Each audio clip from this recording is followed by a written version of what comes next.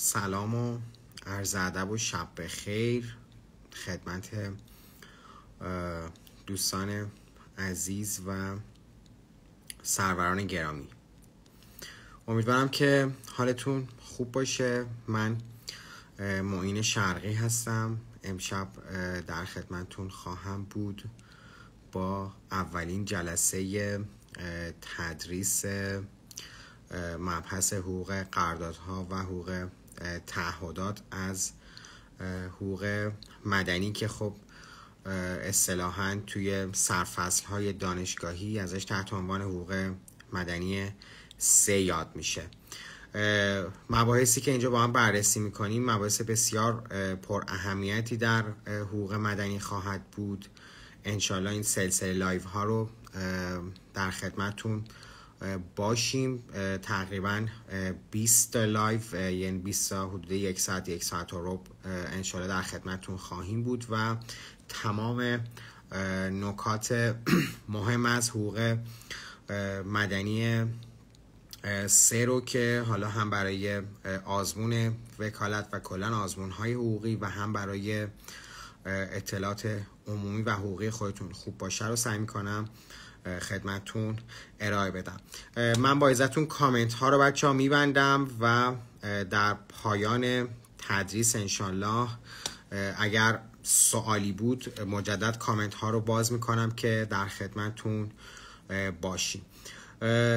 از حقوق مدنی 3 تحت عنوان حقوق تعهدات یاد میشه که برمیگرده به اعمال حقوقی افراد یا قراردادها. قراردادها بزرگترین منبع ایجاد تعهدات دینی یا تعهدات شخصی فیمابین افراد توی عالم اجتماع هستن. اعمالی که توی عالم اعتبارات برای افراد اثر حقوقی ایجاد میکنه، اثر حقوقی خلق میکنه رو ازشون تحت عنوان اعمال حقوقی یاد میکنیم. دوستان همیشه یادتون باشه تمام اعمال حقوقی ناشی از اراده انسانه و اعمال حقوقی همیشه و همواره یک عمل ارادی محسوب میشه که حالا جلوتر بعداً با هم خواهیم دید که در عالم اعتبارات ما به این اراده میگیم قصد، که حالا نمایش خارجی این قصده خیلی جا با تکلم زبان یا با کتابت و یا با مثلا معاطات داد و ستد و قبض و اقباض نمایش بیرونی پیدا میکنه. برای تشکیل هر قرارداد یا تشکیل هر عقد ما دست کم 2 اراده سازنده لازم داریم. یعنی برای اینکه من و شما بخوایم یک اثر حقوقی رو تو عالم اعتبارات که فیمابین من و شما مقرر شده خلق بکنیم، دست کم باید 2 اراده داشته باشیم.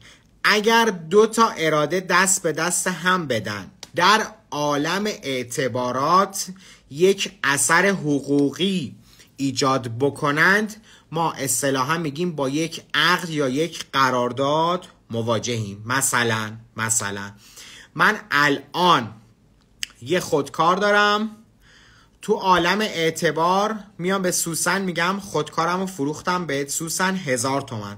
سوسن هم در عالم اعتبارات میگه قبول میکنه. یه اراده من مبنی بر فروش داشتم، یه اراده سوسن مبنی بر خرید. این 2 اراده با هم تلاقی پیدا کرد و یک اثر حقوقی این وسط تحت عنوان عقد بیع یا همون خرید و فروش ایجاد شد که حالا برآیندش میشه چی؟ برآیندش میشه این که مالکیت این خودکار از دوش من پر میکشه میره میشینه رو دوش سوسن و من بعد از این دیگه سوسن مالک خدمت شما رزم که این خودکار تلقی میشه. پس اگر 2 اراده برای ایجاد یک اثر حقوقی داشتیم، همیشه ما با یک قرارداد یا با یک عقد سر و کار داریم. دوستان الزاما همین 2 اراده محصور به عدد 2 نیستا.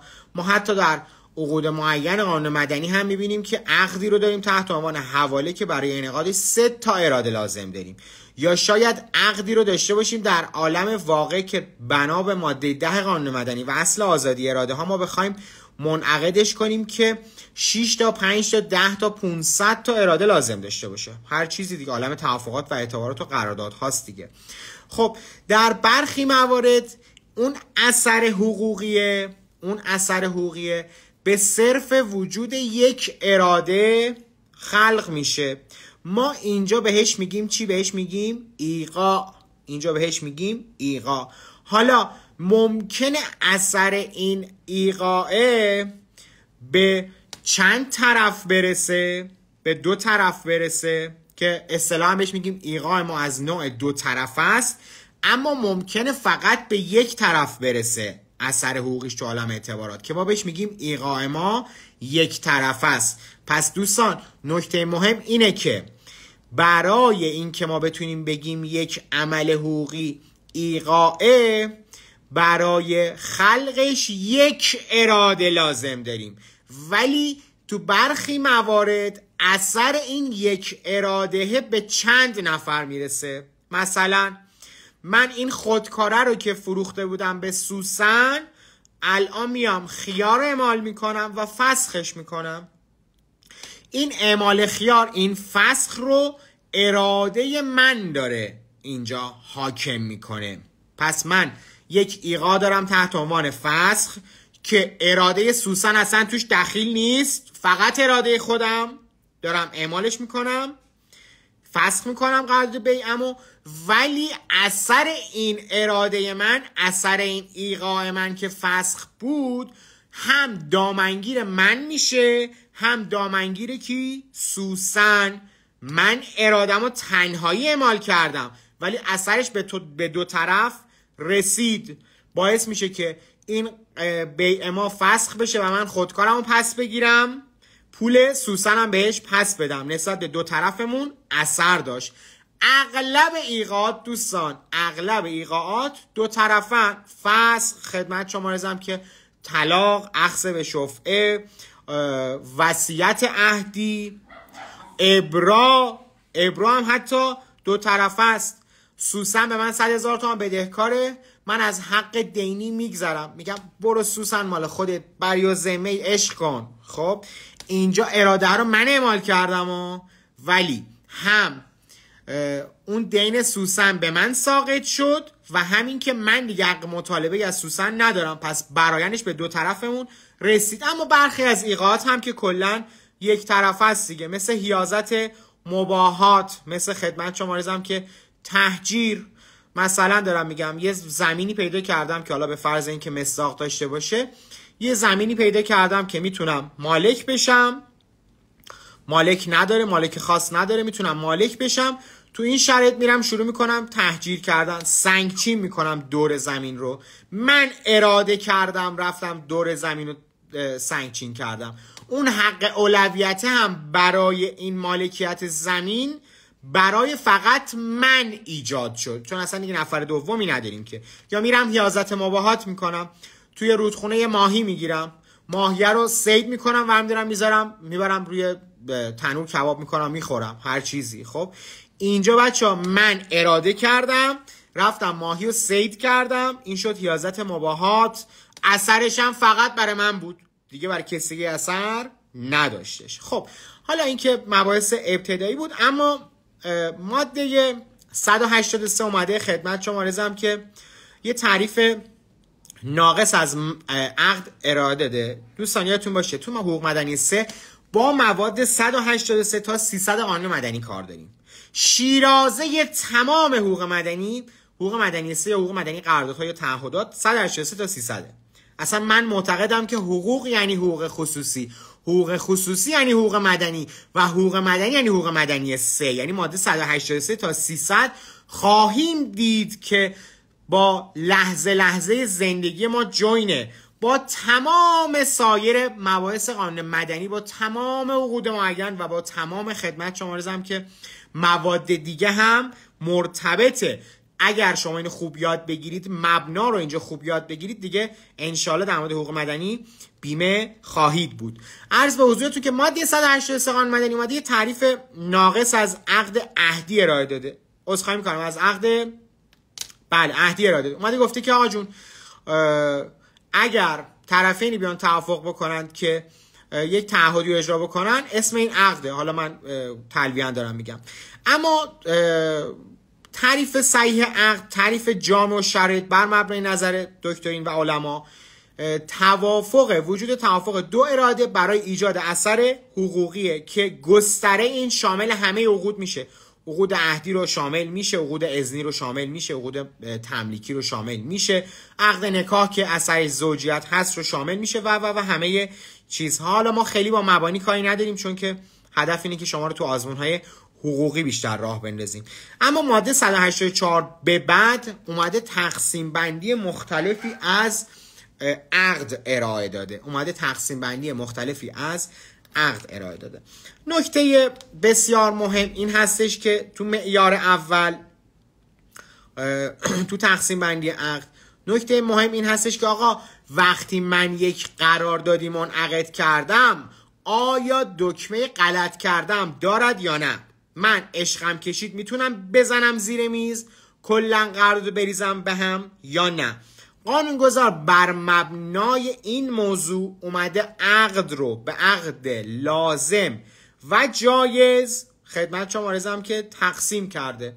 گفته آقا اگر عقدی داشتیم که طرفین سازنده عقد علل اصول هیچ وقت نتونن عقدو به هم بزنن، عقدو فسخ بکنن، ما با یک عقدی تحت عنوان عقد لازم سر و کار داریم. پس به چه معنی؟ عقدی که علل اصول، قراردادی که علل اصول توسط طرفین غیر قابل فسخه، بهش میگن عقد لازم. اما کجا میشه عقد لازم رو منحل کرد؟ بالاخره باید یه سوراخی داشته باشه، یه روزنه باید داشته باشه. عقد لازم علل اصول قابل فسخ نیست، علل اصول قابل انحلال نیست، مگر در موارد معین. اینو قانون داره میگه. موارد معین چیاست بچه؟ موارد معین دو تا چیزه. بحث اول خیارات قانون مدنیه. قانون مدنی 12 تا خیار رو به ما معرفی کرده که حالا توی تدریس‌های عقود معین برید، قبلا درس دادم سیو کردم هست. حالا شاید اگر بعداً دوباره فرصت شد راجع خیارات هم با هم در پایان صحبت بکنیم.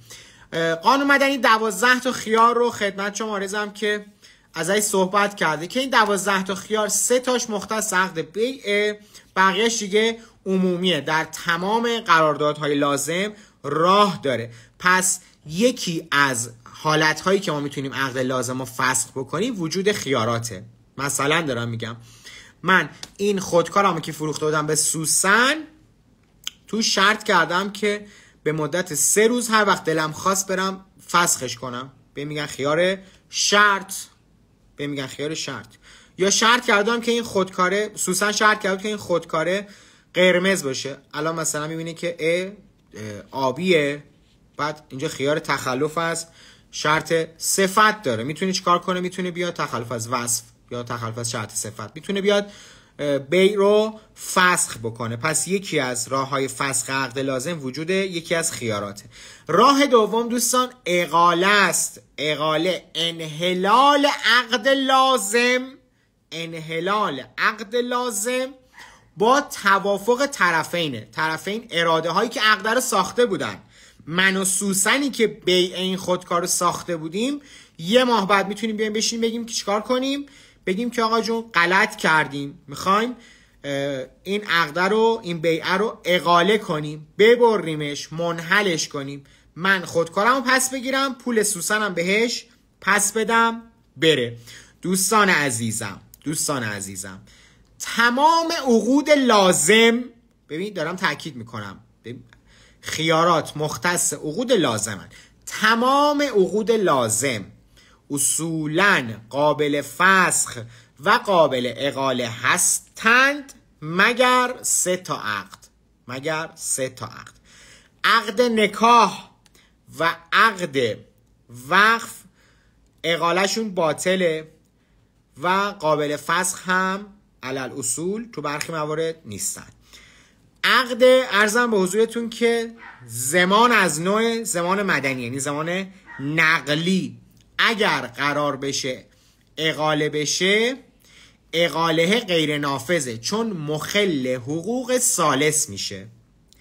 زمان خاص قانون مدنی که زمان نقلی اصطلاحاً بهش میگیم یعنی چی؟ یعنی که من اگر 100,000 تومان به سوسن بدهکارم، این زمان نقلیه. خوب به مثال تجسم کن. من اگه 100,000 تومان به سوسن بدهکارم، بیام یه شخص سومیو به اسم پریوش بیارم، پریوش برگرده با سوسن عقد ضمانت رو منعقد بکنه و بگه که آقا 100,000 تومانی که معین باید بهت بده من بهت میدم، ضامن من میشه. اینجا بچه شونه من از 100,000 تومان تخلیه میشه، ذمه من تخلیه میشه، ذمه پریوش به عنوان ضامن پر میشه، یعنی ضامن پریوش متعهد میشه نسبت به سوسن. حالا سازنده های این زمان کیا بودن؟ اراده های سازندش پریوش و سوسن. فردا روز اگه پریوش و سوسن بخوان این ضمانت رو اقاله بکنن، این اقاله مخل حقوق منه. برای من یه حقی ایجاد شده بود مبنی بر براءت دیگه، من تبرئه شده بودم دیگه، من بری شده بودم.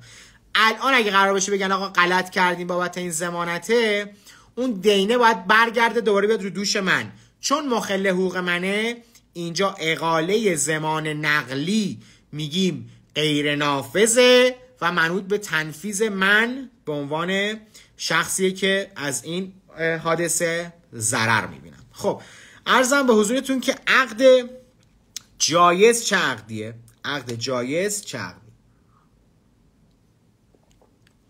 عقد جایز دوستان عقدیه که ما اصولا هر وقت دلمون خواست، هر وقت عشقمون کشید، میتونیم چیکار کنیم؟ بدون دلیل یکی از اراده‌های سازنده عقد رو فسخ بکنه.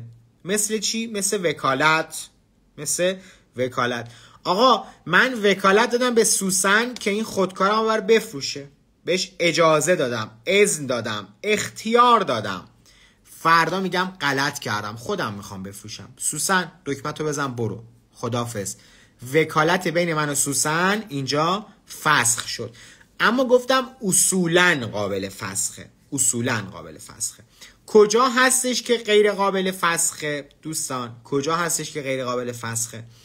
قانونگذار اومده گفته که آقا درسته که ذات برخی از عقود رو من جایز تلقی کردم، ولی با روش هایی شما میتونید عقود جایز رو حق فسخش رو هم از بین ببرید.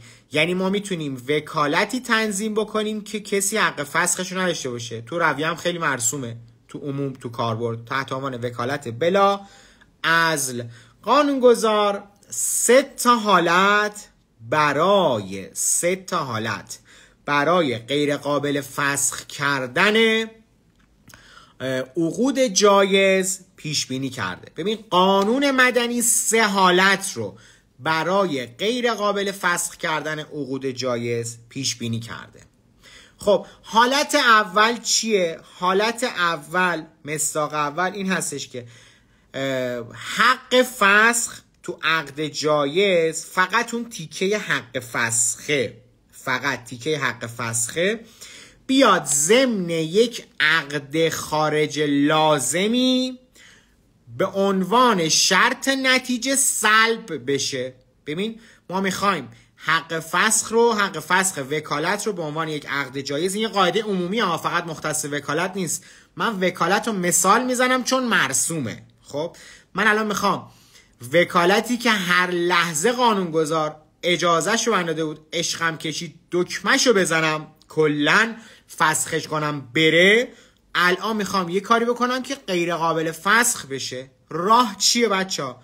راه اول اینه که آقا این حقی که من میتونم وکالت رو فسخ کنم، این حقه به صورت یک شرط در بیاد، یک شرط فرعی و ضمن یه عقد دیگه‌ای که نوع اون عقد لازمه شرط بشه. مثلا ضمن عقد بی به یک عقد لازمه عدم خدمت شما عرضم که فسخ شرط بشه یا سلب حق فسخ شرط بشه.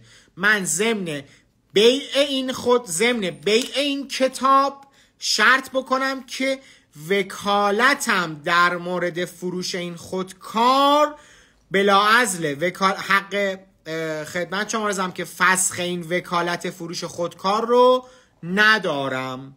پس اینجا فقط عدم امکان فسخ یا سلب حق فسخ، حق فسخ عقد جایز، حق فسخ وکالت میاد میره میچسبه به پیکره ایجاب و قبول بیع به عنوان یک عقد لازم و دیگه من نمیتونم چیکار کنم؟ وکالت رو فسخ بکنم. این حالت اول. اما نکته خیلی مهم اینه که بچه‌ها این حق فسخ حتما باید به صورت شرط نتیجه ضمن عقد خارج لازم شرط شده باشه، نه شرط فعل منفی. دو تا با هم فرق داره بچه ها. تو شروط بیشتر با هم بازش میکنیم. مثلا من میگم آقا جون وکالت دادم بابت این خودکاره به شما، این ور ضمن بیعه میگم کتابم رو فروختم به شرطی که حق فسخ وکالت رو نداشته باشی. خب این شرط نتیجه است دیگه. تو این حالت وکالت من بلاعزل شد. ولی اگر بگم کتابم رو فروختم به شرطی که وکالت را عزل نکنی، این شرط فعل منفیه. یعنی از الان به بعد تو تعهد داری که وکالت رو فسخ نکنی، ولی تو ممکنه که پا رو این تعهده بذاری. لذا میتونی پا رو این تعهده بذاری. وقتی پا رو این تعهده بذاری وکالت رو فسخ میکنی. درسته ضمانت اجرا داره، خود این ممکنه که ضمانت اجرایی پرداخت خسارت یا هر دیگه داشته باشه، ولی بحث اینه که ماهیت وکالت من، ماهیت عقد جایز من اینجا بلاعزل نشد، اینجا غیر قابل فسخ نشد، چون تو تعهد دادی از این به بعد این کارو نکنی، ممکنه تخلف کنی. ما اینجا دلیلی نداریم مبنی که تو نمیتونی تخلف کنی. ولی وقتی میگم این به صورت شرط نتیجه مقرر بشه، تو این حالت یعنی چی؟ یعنی من اصلا اختیار و اهلیت فسخ رو بعداً ندارم. پس این دوتا رو خیلی باید حواست بهش باشه. اما حالت بعدی، اینو ماده 679 فکر میکنم میگه. حالت بعدی عرضم به حضورتون که میگه آقا اگر خود ایجاب و قبول عقد جایز به صورت شرط نتیجه ضمن یک عقد لازم بیاد، اون عقد جایزه رو دیگه نمیشه فسخ کرد. یعنی چی؟ یعنی اونجا تو مثال حالت اول میگفتم که کتابم را فروختم به شرطی که حق فسخ وکالت را نداشته باشی. خب فقط راجع به حق فسخ داشتم صحبت میکنم. اینجا میگم کتابم را فروختم به شرطی که وکیلم باشی. یعنی الان این ایجاب من، این کلام من، این قصد من 2 تا عقد رو داره در بر میگیره. اولی بیع که یک عقد لازمه، دومی وکالت که یک عقد جایزه. وکالت مثل کنه اومد چسبید به پیکره ایجاب من تو بیع که لازم بود و اینجوری من پرتش کردم سمت مخاطب که اینو گرفت، گفت قبل تو 2 تا چیز رو اینجا تایید داد، هم بیع و هم وکالت رو، هر دو چون تو دل هم بودن دیگه، هر دو رو اینجا تایید داد. پس اینم اگر به صورت شرط نتیجه بود، وکالت من بلاعزل اصطلاحاً، عقد جایز من غیر قابل فسخه.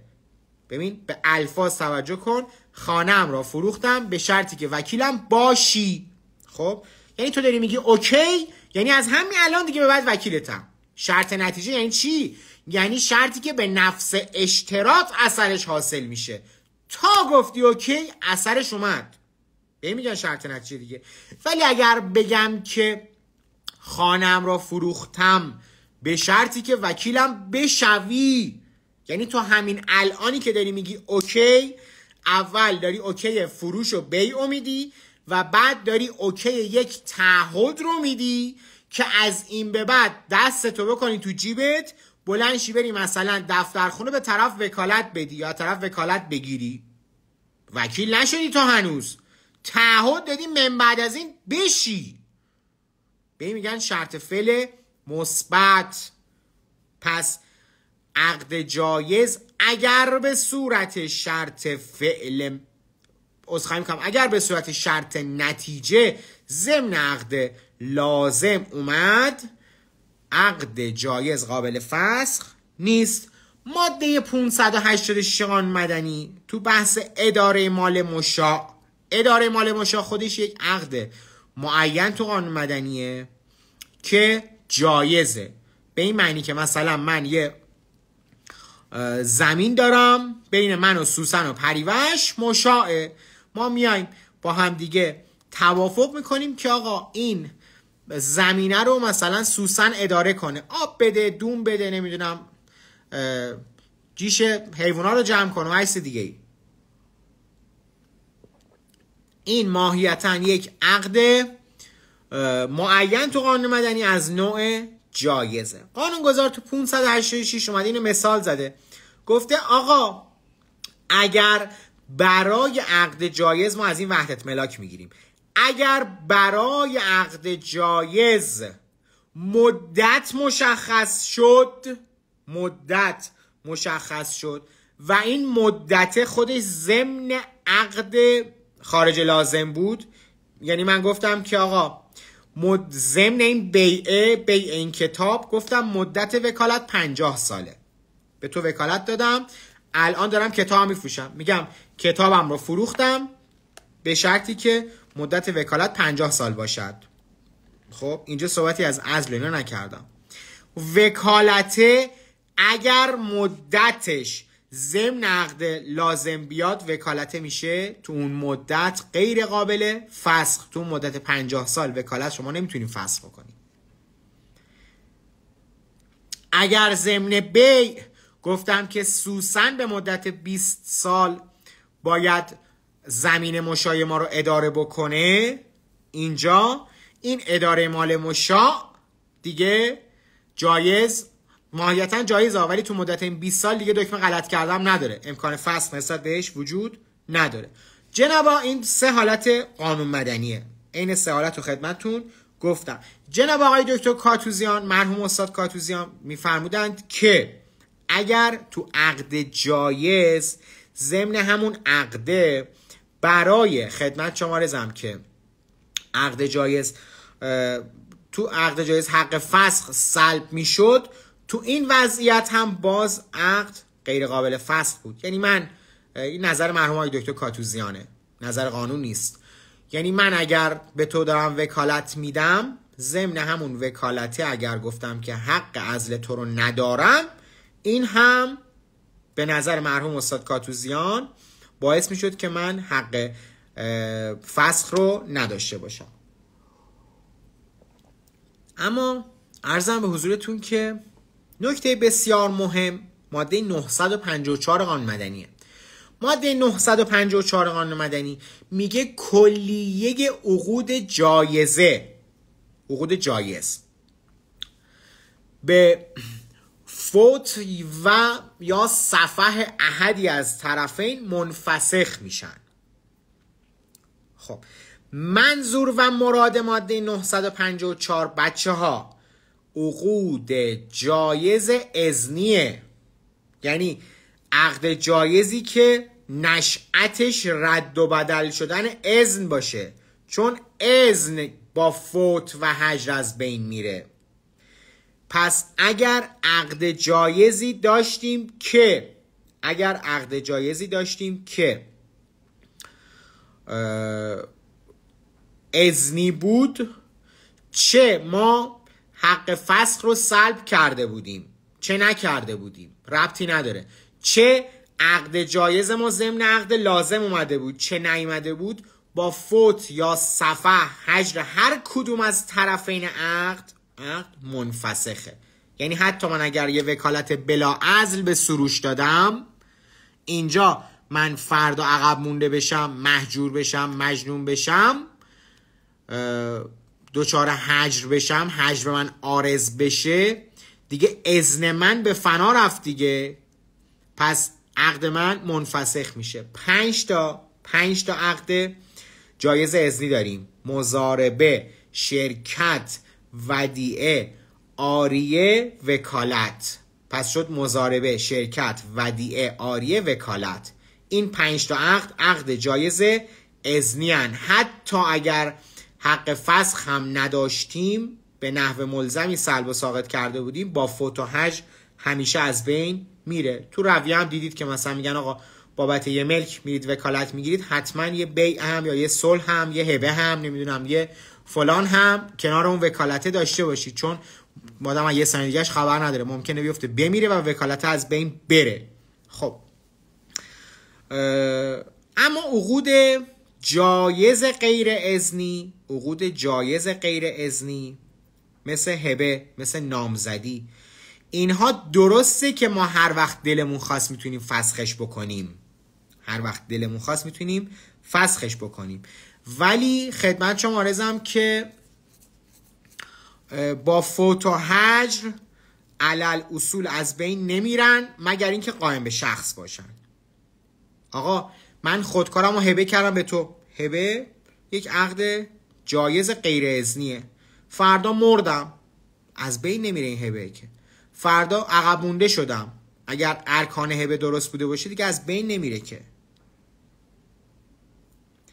اما اگر عقد جایز غیر اذنی قائم به شخص بود، ممکنه که مثلا با فوت از بین بره. مثل نامزدی یک عقد اذنیه، یک عقد جایزه که غیر اذنیه، با فوت من یکی از طرفین نامزدها منفسخ میشه دیگه، از بین میره دیگه، بلا موضوع میشه اصلا دیگه. آقا من نباشم کی نمیشه که، یکی باید باشه دیگه. پس اینم از این نکته مهم. حالا عرضم به حضورتون که پس لزوم و جواز عقد لازم و جایز رو فهمیدیم چیه و برایندش رو هم فهمیدیم. مهمترین برایندش همین ماده 954 که عقد جایز اذنی به فوت و صفحه احدی از طرفین از بین میره، منفسخ میشه، به حکم قانون منحل میشه. انفساخ ممکنه قانونی باشه، ممکنه قراردادی باشه.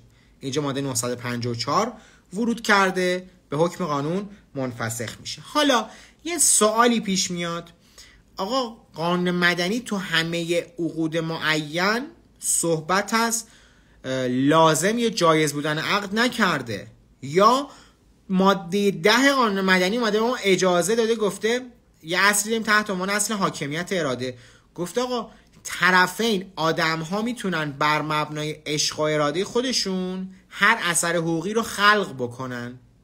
اینجا که دیگه صحبت از لازم یا جایز بودن اون اثری که ما خلق کردیم نشده که تو قانون. تو برخی موارد گفته چه عقدی لازمه چه عقدی جایزه، تو برخی موارد نگفته. مثلا توی نکاح نگفته، تو عقد قرض سکوت کرده، تو اجاره سکوت کرده. خب ماده 219 قانون مدنی یک اصلی رو ازش صحبت کرده، گفته آقا اگر نتونستیم تشخیص بدیم از حکم قانون یا از توافق طرفین که یک عقد جایز تلقی میشه یا لازم، اصل لزوم رو جاری میکنیم و میگیم که اون عقد لازم تلقی میشه. بچه ها ببین تو اصول عملیه، تو اصول فقه، تو اصول عملیه کی میرسیم به جایی که اصل جاری بکنیم؟ مثلا همین خدمت شما رزم که اصالت و لزوم رو جاری بکنیم، جایی که ما دلیلی مبنی بر ما فحص بکنیم، جستجو بکنیم، دلیلی مبنی بر پاسخ پیدا نکنیم. من اومدم توی یه قراردادی یه تعهدی به یه آقایی دادم، بالاش هم نوشتم این قرارداد طبق ماده 10 قانون مدنی منعقد می شود. توش صحبتی نکردم که آقا این قرارداده لازمه یا جایزه. من اول نگاه میکنم اینم توش صحبتی نکردم، پس اینجا جستجو کردم، دیدم دلیلی مبنی بر لزوم یا جواز پیدا نکردم، میرم سراغ اعمال اصل. اصل میگه آقا این لازمه، میگه تو موارد سکوت شما لال بودید، من دارم بهتون میگم، قانون تکمیلی ماده 219 میگه من دارم بهتون میگم که این قرارداد شما لازمه. ولی بچه اگر من خودم صراحتاً تو توافقم نوشتم که آقا این قرارداد جایزه، دیگه اصلا نوبت به جاری کردن اصل نمیرسه که بابا من تصریح کردم دیگه. پس اینم به عنوان یک قاعده تو تمام حقوق یادتون باشه، تو اصول عملیه، تو اصول فقه، ما جای اصل رو جاری میکنیم که برای پاسخ مسئلمون با جستجو دلیلی پیدا نکنیم. حالا این دلیل ممکنه دلیل به معنای اخص باشه، ممکنه دلیل به معنای عام باشه، اماره، قرینه، فلان، هر چیز دیگری. پس اینم از اصل لزوم، موضوع ماده 219 قانون مدنی. اما ما 4 تا عقد توی قانون مدنی داریم، 4 تا عقد توی قانون مدنی داریم که از یک سمت لازم تلقی میشن، از یک سمت جایز تلقی میشن. بهش میگن اصطلاحاً عقود دو وجهی. اولیش عقد رهن، موضوع ماده 787، موضوع ماده 787 قانون مدنی. بذار من چک بکنم.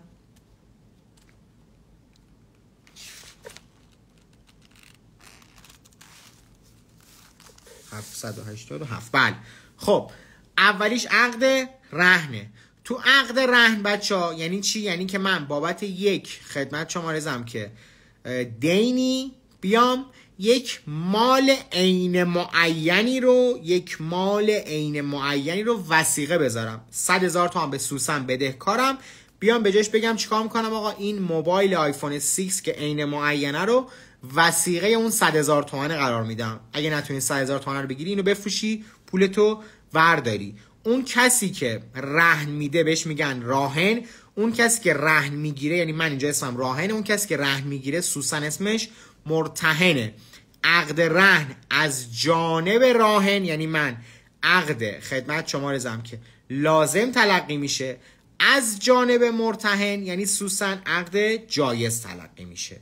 سوسن هر وقت دلش خواست، چون یک حقی دارا شده اینجا، یک حق عینی تبعی دارا شده، به تبع اون دین یک حق عینی نسبت به این موبایله داره. میتونه بگه آقا من نمیخوام.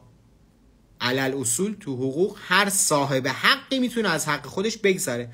اینجا سوسن یک حقی داره تحت عنوان حق وثیقه یا حق خدمت شما رزم که همون بحث رهنه، حق عینی تبعی، میتونه از این بگذره. ولی منی که تعهد دادم، رهن دادم، نمیتونم بگم که نه من میخوام بزنم زیرش. من بزنم زیرش به اون ضرر میرسه دیگه. پس این مبنا رو هم تو ذهنت داشته باش. دومی ارزم به حضورتون که عقد کفالته، موضوع ماده 746 قانون مدنی. تو عقد کفالت از جانب مکفول له، اون کسی که کفیل میگیره، عقد جایز تلقی میشه، از جانب کفیل لازم تلقی میشه. عقد کفالت عقدیه که فی ما بین مکفول له و کفیل نسبت به مکفول ان خدمت شما رسم که منعقد میشه. مثال دقیقش رو بزنم، من مثلا بازپرس یک پرونده قضایی ام، قرار کفالت برای متهم پریوش صادر کردم. اینجا عرضم به حضورتون که سوسن میاد به عنوان مکفول له، به عنوان عذرخواهی میکنم کفیل، به من مقام قضایی که اسمم مکفول له بود تعهد میده که هر وقت من دلم خواست متهم سوسن رو بیاره حاضر کنه. اینجا این عقد به نفع من مقام قضاییه، به نفع من مکفول لهه. به ضرر کیه؟ به ضرر کفیله. پس از جانب من که اینجا یه حق جدیدی دارا شدم، هر وقت دلم خواست میتونم فسخش کنم، میتونم بزنم زیرش، بیخیالشم، از حقم بگذرم. ولی کفیله نه، کفیله تعهد داده، باید تا ته بیاد. پس از جانب اون لازم طلب میشه. بچه‌ها زمان ضمی، زمان تضامنی، ضم ذمه به ذمه، نه زمان نقل ذمه به ذمه. زمان ضم ذمه به ذمه یعنی اینکه بر ذمه بدهکار یک ذمه بری هم بیاریم بچسبونیم، هر دوشونو با هم ذمه‌شونو مشغول کنیم. سلماز 100,000 تومان به من بدهکاره، من میگم که آقا اوکی تو 100,000 تومان بدهکاری، تو متعهد اصلی، خب ولی الان پریوشم بیار ضامنت شه، هم تو باش هم پریوش، هم تو باش هم پریوش. اینجا من طلبکار هم میتونم به پریوش رجوع کنم هم به سلماز، به هر دوشون. میگن زمان ضمی. کنار متعهد اصلی ذمه یکی دیگر هم مشغول کردیم دیگه. خب این عقد زمان ضمی از جانب ضامن لازمه، چون اونه که از کفش میره، اونه که برای من حق ایجاد کرده. از جانب من مضمون له که برام یه حق ایجاد شده جایزه، من میگم آقا برو بابا تو خودت مفلسی، برو گم شو، از خود سلماز میگیرم. خب از جانب من جایزه، من اونو میگم آقا عقد زمان ضمی رو فسخ کردم. زمان ضمی ها، نه زمان نقلی، یادت باشه. اما ماده 44 قانون مدنی شد 3 تا. خب ماده 44 قانون مدنی اومده راجع به حبس مطلق. یعنی چی؟ یعنی عقد موجد حق انتفاعی که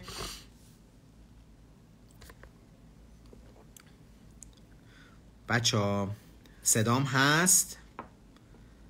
اگه صدام هست بگید که ادامه بدم. فکر کنم یه لحظه قطع شدم.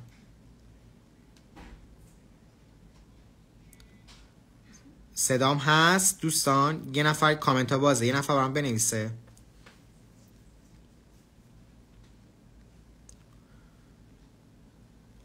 منم ثبت کردم قطع شد. اوکی ادامه رو دارم میدم. خب عرضم به حضورتون که گفتم عقد حبس مطلق ماده 44 قانون مدنی میگه نیم ساعت تحمل کنید بچه‌ها تا پایان ماده 189 با هم بریم. ماده 44 میگه آقا تو حبس مطلق یعنی عقد موجد حق انتفاعی که مدت مشخص نشده. طبق ظاهر قانون مدنی از جانب مالک حبس مطلق جایز تلقی میشه، از جانب منتفع لازمه. حالا این ظاهر قانون مدنی رو میگه، ما کلا اعتقاد داریم که حبس مطلق جایزه به صورت کلیه. حالا اختلافی هم هست، خیلی باش کاری نداریم. اما پس این شد چی شد؟ عقد لازم، جایز و عقد دو وجهی. بچه ها ماده 188 این چیزی که بهتون گفتم 183 تا 187 بود. ماده 188 اومده راجع به عقد خیاری صحبت کرده. گفته آقا اگر عقد لازمی که توش خیار شرط، نه هر خیاری، خیار شرط برای یکی از طرفین یا شخص ثالث قرار داده باشیم تو عقد لازم. ببین دارم تکرار میکنم، تو عقد لازم مثل بیع اگر خیار شرط برای یکی از طرفین یعنی بایع یا مشتری یا شخص ثالث سوسن قرار داده باشیم، اسم این عقد خیاریه. بچه ها وقتی میگیم خیار شرط قرار دادیم، خیار شرط با خیار تخلف از شرط و سایر خیارات متفاوته ها. وقتی میگیم خیار شرط قرار دادیم یعنی به مدت معین. خیار شرط حتما باید مدت داشته باشه، باید حتما مدتش معین باشه. اگر خیار شرط توش مدت معین نکرده باشیم، هم خود خیار شرط باطله هم عقد رو باطل میکنه. چقدر گرم شده هوا. هم خود خیار شرط باطله و هم عقد رو باطل میکنه. پس قید مدت تو خیار شرط الزامیه. میگه آقا اگر ضمن عقد لازم برای طرفین یا ثالث خیار شرط گذاشتیم، اسم اون عقد میشه عقد خیاری. خب خیار شرط با خیار تخلف از شرط چه فرقی داره؟ خیار شرط آقا یعنی چی؟ یعنی من خودکارم فروختم به سوسن به مدت 1 ماه، گفتم مدت باید مشخص بشه، عشقی دلم میخواد فسخ کنم بیعو. خب به این میگن خیار شرط به سود من بایع. خودکارم فروختم به سوسن به مدت 3 ماه، اکبر میتونه معامله ما رو فسخ کنه، به این میگن خیار شرط به سود ثالث. بچه خیار شرط با خیار تخلف از شرط فرق داره. خودکارم فروختم به سوسن به شرطی که سوسن زیرزمین خونم رو جارو کنه. سوسن اینجا باید یه فعل مادی انجام بده، یه شرط مادی ضمن این بیعه اومده. اگر سوسن زیرزمین خونه منو جارو نزد، یعنی تخلف کرد از اون شرط فعل مادیه، من تازه میتونم برم فسخ کنم. پس فرق خیار شرط و خیار تخلف از شرط رو فهمیدیم. بچه‌ها ما فقط تو عقد لازمی که توش خیار شرط داره بهش میگیم عقد خیاری، نه خیار تخلف از شرط، نه سایر خیارات. اوکی؟ خب عرضم به حضورتون که خیار شرط علل اصول توی همه عقود راه داره، اما خیار شرط تو نکاح و زمان راه نداره. خیار شرط اینجا باطله. خیار شرط تو نکاح و زمان باطله، ولی عقد اصلی رو باطل نمیکنه. خیار شرط تو وقف هم باطله هم مبطل عقده. اگر تو وقف خیار شرط بذاریم وقف باطل میشه، خیار شرط خودش هم باطله. به نظر آقای دکتر کاتوزیان اونجا وقفه تبدیل میشه به حبس مؤبد. این که میگیم باطله یعنی دیگه فی نفسه اسمش وقف نیست، فی نفسه اسمش حبس مؤبده. پس توی جنبندی خیار شرط، اقاله و شرط فاسخ، این 3 تا نهاد تو همه عقود راه دارن علل اصول. تو نکاح و زمان گفتم که باطلن غیر مبطل، تو وقف هم که عرض کردم خدمتتون خیار شرط، اقاله و شرط فاسخ هم که کلا تو این 3 تا عقد راه ندارند. اما تقسیم بندی عقد لازم، جایز و خیاری رو گفتم. یه نکته آزمون 2-3 سال پیش مرکز وکلا سوال بود، این بود که آقا آیا خیار شرط گفتم مختص عقد لازمه دیگه، تو عقد جایز اصلا راه نداره، اصلا مسخره است. عقد جایزی که قانونگذار به من اجازه دادی، گفته آقا هر وقت دلم خواست دکمه‌شو بزنم، دیگه اصلا خیار شرط اینجا معنی نداره که. خب دیگه اساسا خیار شرط اینجا مصداق نداره. من بیام میگم به مدت 3 ماه تو میتونی وکالت رو فسخ کنی، خب خود قانون داره میگه آقا هر وقت دلت خواست فسخ کن. خیار شرط معنی نداره. پس خیار شرط تو عقد جایز به سود طرفین باطله. چرا؟ چون اینو ماده 232 داره با میگه. ماده 232 میگه آقا طبق اصل صحت تمام شروط صحیحن غیر از شرط نامشروع، شرط نامقدور و شرط بیفایده. اینجا این شرط، این خیار شرط به سود طرفین تو عقد جایز بیفایده تلقی میشه، لذا خیار شرط اینجا باطله. اما خیار شرط به سود ثالث در عقد جایز، به سود ثالث در عقد جایز کاملا صحیحه. یعنی من وکالت بدم بابت فروش این خودکار به سوسن، شرط بکنم که 10 روز هم اکبر میتونه وکالت رو کلا از بین ببره، منحل کنه. به این میگن خیار شرط به سود ثالث. اینجا درسته که اگه این شرط به نفع من یا سوسن بود بیفایده بود، چون ما خودمون اساسا طبق قانون میتونستیم کار بکنیم، ولی وقتی شده به سود ثالث اکبر دیگه بیفایده تلقی نمیشه که. پس این درسته.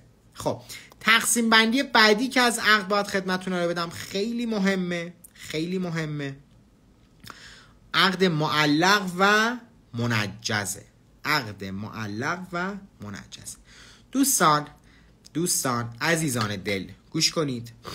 تو بحث حقوق قراردادها وقتی یه قراردادی شکل میگیره و این قرارداد صحیح واقع میشه، یک عمری داره، یه سری اثرات داره. بعد از انعقاد و تشکیل عقد، تشکیل قرارداد، اثرات قرارداد میاد و تا یه زمانی حیات قرارداد ادامه داره. مثلا میگم من خونه‌مو میفروشم به اکبر آقا، الان که ایجاب و قبول بیع ما انجام شد، عقد تشکیل شد، دیگه میریم تو پروسه حیات عقد، یعنی اثرات عقد میاد.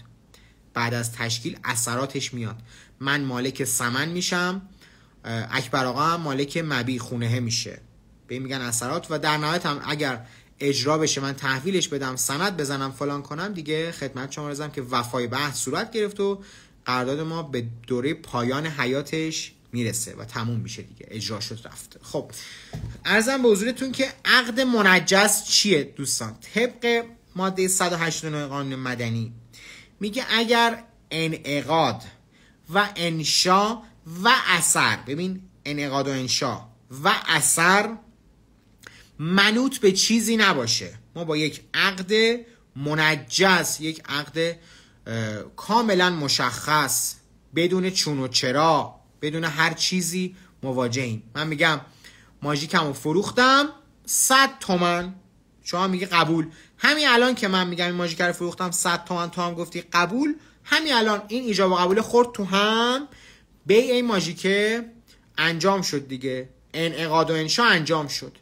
از همین لحظه به بعد هم تو مالک ماژیک میشی، یعنی اثر این بیعه که مالکیت ماژیک، انتقال مالکیت ماژیک بود، جاری شد. به این میگن عقد منجز.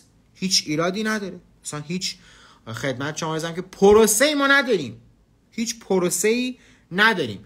یعنی بلا فاصله بعد از خدمت شما رسیدم که تشکیل یا انعقاد عقد اثرش هم اومد، بلا فاصله بعدش اثرش هم اومد. اما عقد معلق چیه؟ عقد معلق قانون مدنی میگه آقا اگر عقدی رو تشکیل دادی، منعقد کردی، ولی اثر عقد رو منوط کردی به یک حادثه خارجی، ما اینجا با یک عقد معلق مواجهیم. دوستان نکته مهم چیه؟ نکته مهم تعلیق در منشأ یعنی اثر، یعنی اثر عقد معلق به یک حادثه خارجی باشد، نه انعقاد عقد. اگر انعقاد عقد منوط به یک حادثه خارجی باشد، اینجا عقد ما باطل، اصلا تشکیل نشده که. خب یعنی چی؟ من میگم آقا خانه‌ام را فروختم 100 تومان، اگر آزمون وکالت 1403 قبول بشوی، تو هم میگی قبول. خب اینجا بچه من ایجاب فروش خونه رو دادم، تو هم قبول خرید خونه رو دادی دیگه. پس عقد ما تشکیل شد، عقد ما تشکیل شد، ولی اثرش یعنی انتقال مالکیت تو این شرایط چی شده؟ منوط شده به چی؟ منوط شده به اینکه تو آزمون وکالت قبول بشی. به این میگن یک عقد بیع معلق. اما این اسمش تعلیق در منشأ، تعلیق در اثر عقده. اما اگر من تو انشا تعلیق ایجاد بکنم، بگم خانه ام را فروختم، عذرخواهی میکنم، اگر آزمون وکالت قبول بشوی خانه ام را 100 تومان میفروشم. خب این تعلیق تو انشاه، یعنی من تو انعقاد عقد، تو ایجاب و قبولم دارم شرط میذارم، دارم یه حادثه خارجی رو منوط میکنم بهش. اینجا اصلا عقدی تشکیل نمیشه، پس این عقد باطله. حالا اون حادثه خارجی 3 تا شرط رو همزمان باید با هم داشته باشه. به اون حادثه خارجی چی میگن؟ میگن معلقون علیه. معلقون علیه ما اگر 3 تا شرط رو همزمان با هم داشته باشه، اون وقت ما با یک عقد معلق مواجهیم. شرط اول حادثه ما، یعنی معلقون علیه ما، حادثه خارجی ما، یک حادثه خارجی باشه. معلقون علیه ما یک حادثه خارجی باشه. وقتی میگیم یک حادثه خارجی باشه، یعنی از ارکان صحت عقد نباشه. خب مثلا من میخوام خدمت شما رسم که برم با یه خانمی ازدواج بکنم، بعد میرم بهش میگم که با تو ازدواج میکنم اگر پدرت اجازه بده، رضایت بده. خانمم باکره است، اینجا دختر باکره است. میدونیم که آقا دختر باکره شرط این که بتونه نکاح منعقد بکنه اذن پدرشه دیگه. حالا تو مواردی که پدر یا جده پدری، پدر وجود نداره، جده پدری، و در نهایت هم اگر موافقت نکردن با حکم دادگاه. عرضم به حضورتون که تو این شرایط بچه، این که من منوط کردم گفتم اگر پدرت اجازه بده، اینجا اصلا من حرف مفت زدم، چون به حکم قانون اگه باباش اجازه نده من اصلا نمیتونم باش ازدواج کنم. پس من اینجا اومدم معلقون علیه همو به یک حادثه داخل در شرایط صحت عقد منوط کردم. به این میگن تعلیق صوری. اینجا اصلا تعلیقی اتفاق نیفتاده، اینجا اصلا تعلیقی اتفاق نیفتاده، بهش میگن تعلیق صوری. این عقد منجزه. من میگم با تو ازدواج کردم اگر پدرت اجازه دهد. خب اینجا اصلا این تعلیق صوریه، تعلیقی اتفاق نیفتاده، چون اذن پدر داخل در شرایط صحت نکاحه. گفتم شرط اینه که حادثه معلقان علیه خارجی باشه، خارج از شرایط صحت نکاح باشه.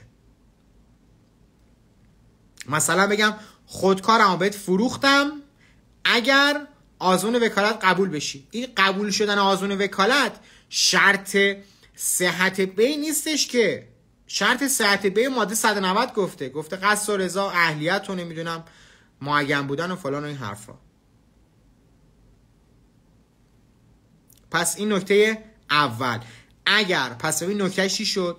نکتهش این شد که اگر معلقون علی از شرایط صحت عقد بود، مثل مثالی که خدمتتون زدم، ما بهش میگیم تعلیق صوری. لذا در اصل عقد معلق نیست و عقد منجزه، خودمون رو خر کردیم. خب شرط دوم تو معلقان علیه اینه که حادثه ما معلقان علیه ما مربوط به آینده باشد، مربوط به آینده باشد، استقبالی باشد. خانه ام را فروختم اگر در آزمون وکالت آبان 1403 قبول بشوی. هنوز با آبان 1403 آزمون وکالتش نرسیدیم که آقا، باید نسبت به آینده باشه دیگه. حالا سوال پیش میاد، اگر این حادثه معلقان علیه ما نسبت به گذشته باشه، به قبل باشه، چه اتفاقی میفته؟ اینجا بچه عقد ما منجزه. من میگم خانه ام را فروختم اگر آزمون وکالت 1400 قبول شده بوده باشی. عقد ما معلق نیست که، منجزه دیگه. حالا توی عقب مونده قبول شدی نشدی هر چیزی دیگه مشخصه دیگه. خب شرط بعدی، یک رو دیگه بچه ها تمومه، تحمل بفهمید. شرط بعدی این که معلقان علیه ما، حادثه ما حتما باید احتمالی باشه، یعنی 50-50 باشه. ممکن باشه که در آینده رخ بدهد یا رخ ندهد،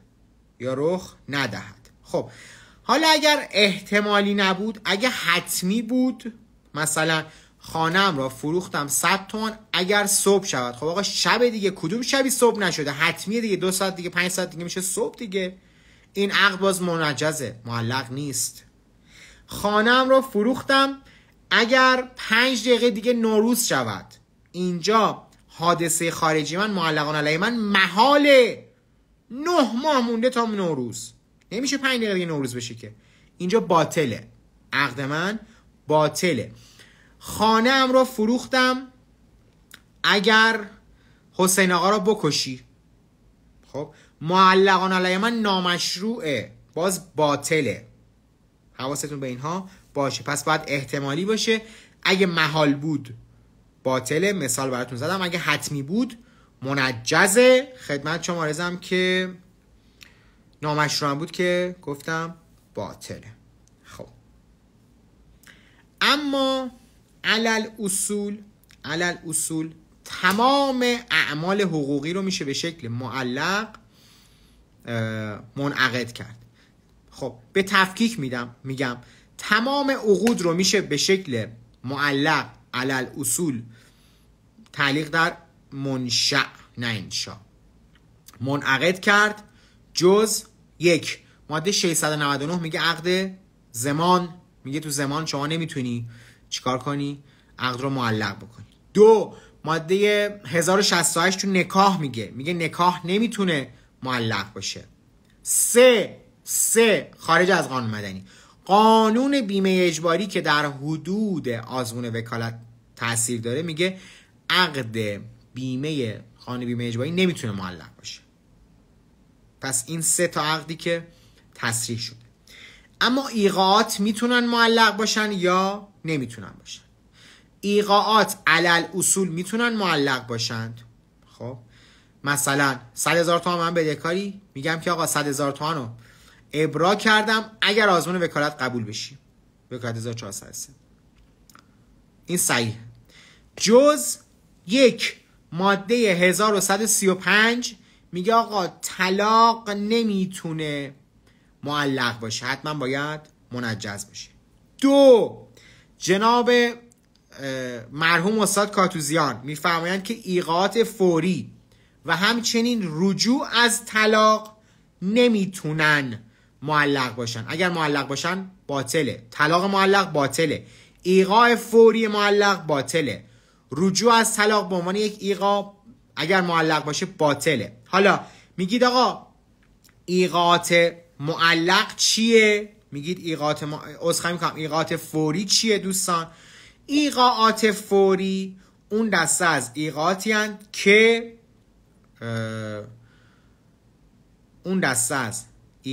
که برای اعمال شما نیاز به فوریت داریم. مثل چی؟ مثل خیار قبل. برخی از خیارات قانونگذار گفته آقا فوریت شرط اعمالشونه. یا مثل اخذ به شفعه، شما میخوای ایقاع اخذ به شفعه بکنی، باید چیکار کنی؟ باید فوریت رو اعمال بکنی. اینجا میگه تو ایقاعات فوری اگر ایقاع فوری رو معلق کردی به چیزی، این ایقاع باطله. مثلا من میخوام اخذ به شفعه کنم، میگم اخذ به شفعه میکنم اگر آزمون وکالت قبول بشه. من گو خوردم، اصلا این حرفا نیست که. قانون داره چی میگه؟ قانون داره میگه آقا اخذ به شفعه فوریه، کلا با نهاد فوریت با اون تعلیق با هم همخونی نداره که. پس اینجا دکتر کاتوزیان میگه چی؟ میگه باطله، میگه باطله. اما عقد معلق یادتون باشه بچه ها، از زمان حصول معلقون علیه، از زمان حصول معلقون علیه عقد معلق چی میشه؟ عرضم به حضور شریفتون که ایجاد تعهد میکنه، ایجاد حق میکنه. از کی؟ از زمان حصول معلقون علیه. یعنی گفتم اثر عقد از زمان تحقق معلقون علیه دیگه. خانم رو بهت فروختم، اگر آزمون وکالت قبول شوی. 5 دقیقه دیگه، چیزی نمونده. خوب توجه کنید، تیکای آخر مهمه. خب حالا اینجا مالکیت کی اثر دیگه، کی ایجاد میشه؟ درست تشکیل شد قرارداد بیع ما. مالکیت اثر عقد زمانی میاد که شما آزمون وکالت قبول شده باشی، یعنی در آینده که معلقان علیه حاصل شد. این نکته اول. هم عین هم منافع، هر دوش برخلاف عقد فضولی، برخلاف عقد اکراهی، هم عین هم منافع توی بیع معلق، توی معامله معلق از زمان حصول معلقان علیه منتقل میشه، ایجاد تعهد میکنه. ولی بچه ها یک قاعده تکمیلیه، یعنی ما برخلافش میتونیم توافق و ترازی هم داشته باشیم. یعنی ما میتونیم توافق کنیم که آقا بعداً اثر عقد خدمت شما رزم که از زمان ایجاب و قبوله باشه. توی بیع فضولی یا توی بحث بیع اکراهی، معامله فضولی یا معامله اکراهی، میگیم آقا قانون چی رو پذیرفته؟ دکترین البته، نه قانون. این رو پذیرفته، گفته که آقا از زمان تنفیذ عین منتقل میشه، از زمان انعقاد قرارداد منافع، که باز اونجا هم قانون میگه چی؟ دکترین و قانون میگن که برخلافش میشه ترازی هم کرد. میتونیم بگیم آقا عین و منافع از زمان ایجاب و قبول منتقل شده باشه. پس این نکته اول. نکته دوم این که توی بحث آیندادرسی، تو آیندادرسی معاملات معلق، تو آیندادرسی معاملات معلق چند تا بحث حائز اهمیت داریم. یکی این که آقا تو عقود و ایقاعات، تو آیندادرسی مدنی میگیم آقا اگر مبنای یک دعوایی اعمال حقوقی بود، قانون زمان انعقاد عقد توی نسبت به عقد و آیندادرسیش حاکمه.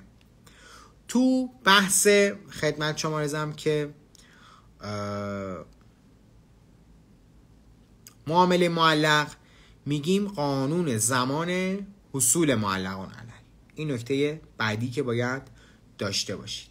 عرضم به حضورتون که قبل از حصول معلقان علیه، یعنی میگم خانم رو بهت فروختم به شرط که آزمون وکالت قبول بشی. این عقد معلقه درست اثر نداره ولی یک ماهیت حقوقی داره دیگه، یک حقی رو ایجاد کرده واسه شما، یه حق ریز، یه چوس حقی واسه شما ایجاد کرده. تو این شرایط اگر من خودم تعهد رو به میل خودم انجام بدم، یعنی قبل اینکه تو آزمون وکالت قبول بشی خونه رو بزنم به نامت، خونه رو بدم بهت که آزمون وکالت قبول بشی، هنوز نتیجه آزمون نیومده، هنوز تو قبول نشدی، من اینو بردم دادم خودکارو به تو، 5 دقیقه بعد پشیمون میشم ازت پس میگیرم، چون این ایفایی که من انجام دادم نارواست، تو هنوز مالک این نشدی، هنوز صدام هست بچه‌ها؟ یه لحظه، من کلا 5 دقیقه باهاتون کار دارم، تحمل کنید، کلا 5 دقیقه باهاتون کار دارم. صدامو دارید؟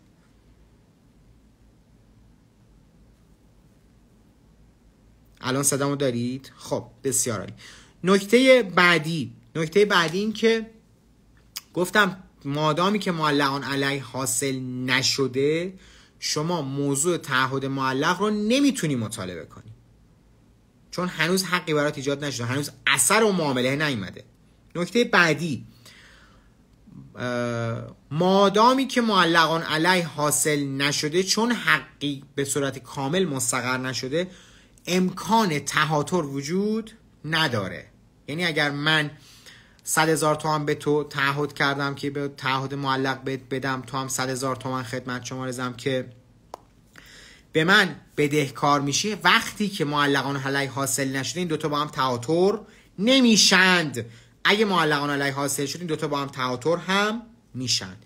اما تو دین معلق، تو تعهد معلق، چون سبب دین، سبب تعهد ایجاد شده، گرفتن ضامن، ابرای تعهد معلق، رهن گرفتن بابت تعهد معلق، تبدیل تعهد معلق، همه اینها کاملا صحیحه. همه اینها کاملا صحیحه.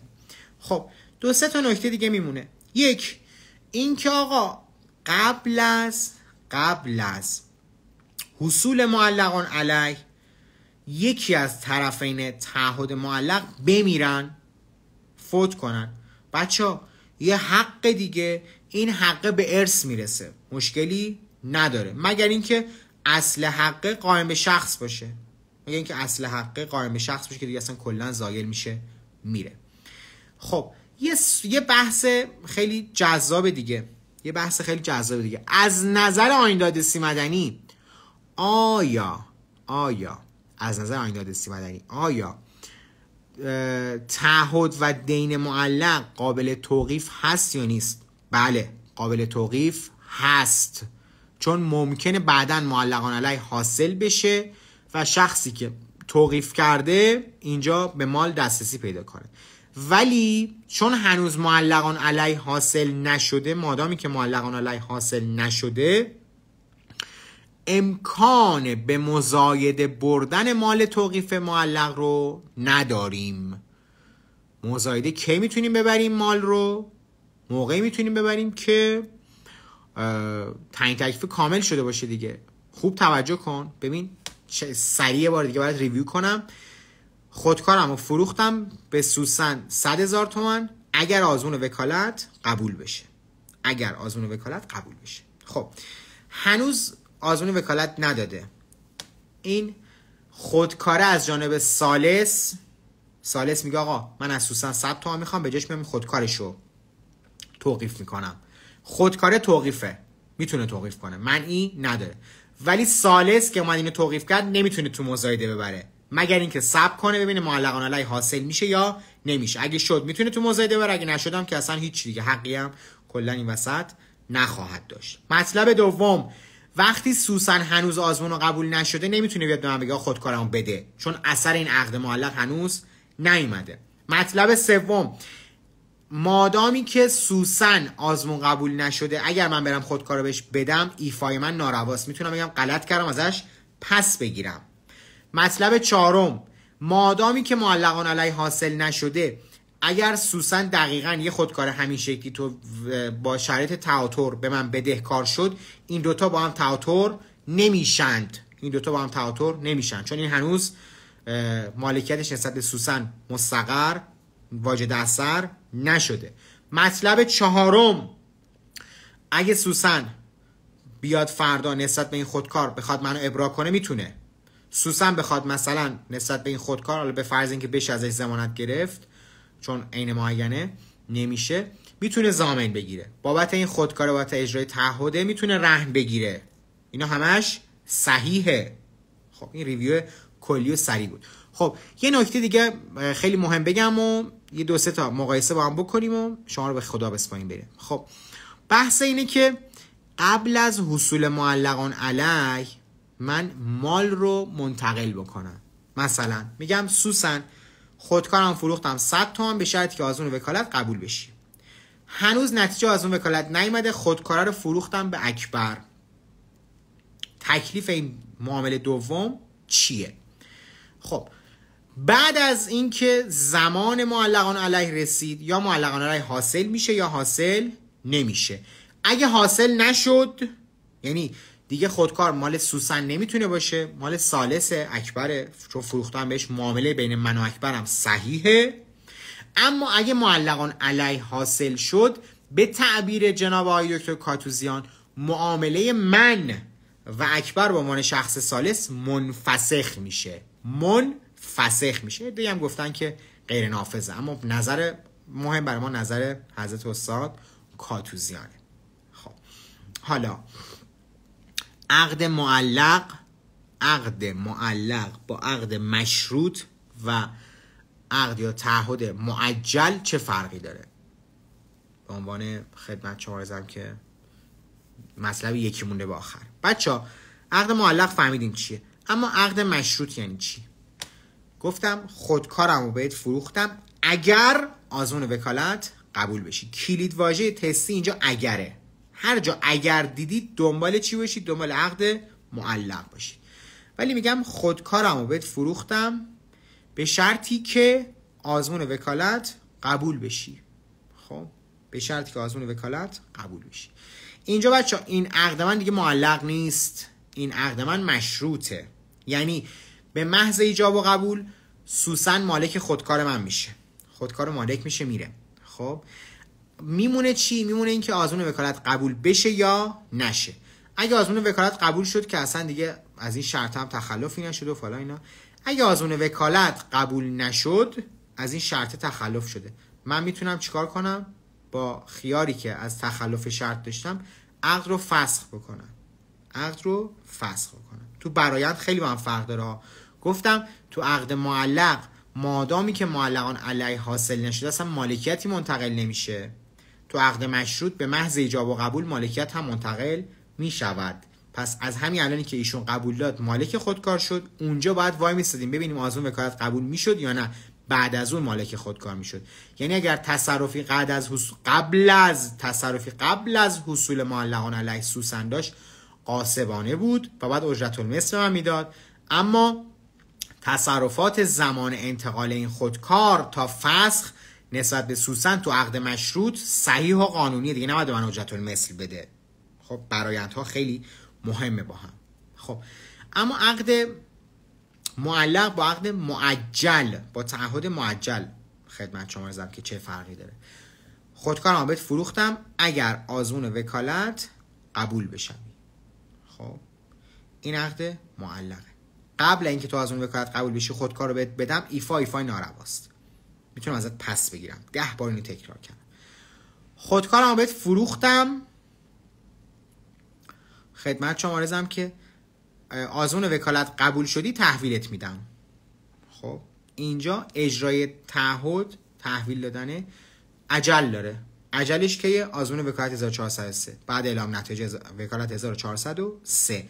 یعنی مادامی که وکالت 1403 نتایجش اعلام نشده سوسن نمیتونه از من بیاد خودکارو بگیره.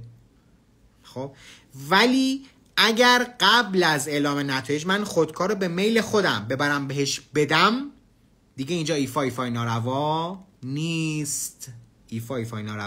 چون من به میل خودم یه حقی به خودم ساقط کردم، زودتر بردم بهش دادم. پس اینم شد عقد معجل، تعهد معجل. تفاوت تعهد مشروط، معجل و معلق رو با هم یاد گرفتیم. اما همه اینا رو بهتون گفتم. آخرین مطلب شرط فاسخ چیه بچه‌ها؟ شرط فاسخ چیه؟ یه زمانی عقد اصلی ما مثل بیع همین خودکار به صورت منجز واقع میشه، تموم میشه میره. بچه شرط فاسخ عقد معلق نیست. یادتون باشه شرط فاسخ عقد معلق نیست. خودکارم فروختم 100 تومن. این بیع کاملا منجزه. ایجاب و قبول مالکیت منتقل شد. عقد اصلی ما منتقل شد. اما ادامهش بهم شرط میذارم. میگم اگه یه حادثه خارجی دوباره رخ داد عقد خود به خود منحل بشه. مثلا خودکارم فروختم 100 تومان، اگر داداشم از آلمان اومد عقد منفسخه. اینجا اگر داداشم از آلمان اومد عقد منفسخه رو بهش میگن شرط فاسخ. شرط فاسخ پس عقد معلق نیست. انحلال خود به خودی منوط به یک حادثه خارجی عقد منجز رو بهش میگن. 2 تا نکته داره. یکی این که مدت زمان شرط فاسخ باید مشخص باشه. اگر مدت زمان شرط فاسخ مشخص نباشد هم شرط باطل است و هم عقد اصلی باطل است. این نکته اول. شرط فاسخ هم طبق همون قاعده که بهتون گفتم تو نکاح، وقف و ضمان راه ندارد. نکاح و وقف به خاطر خدمت شما عرضم که ماهیت اونها و ضمان هم به خاطر خدشه به حقوق شخص ثالث. این ماده تا 189 البته عقد رضایی، عینی، تشریفاتی و حالا یه سری ریز نکاتش رو انشالله و همچنین شرایط اساسی صحت معاملات جلسه آینده اگر سوالی دارید در خدمتتون هستم تو کامنت ها. امیدوارم که براتون مفید واقع بوده باشه. لایو رو سیو میکنم، اگه جایی متوجه نشدید دوباره ببینید و لطف فرمایید که برای دوستانتونم بفرستید. سلامت باشید. خواهش میکنم سلامت باشید. خدا نگهدارتون.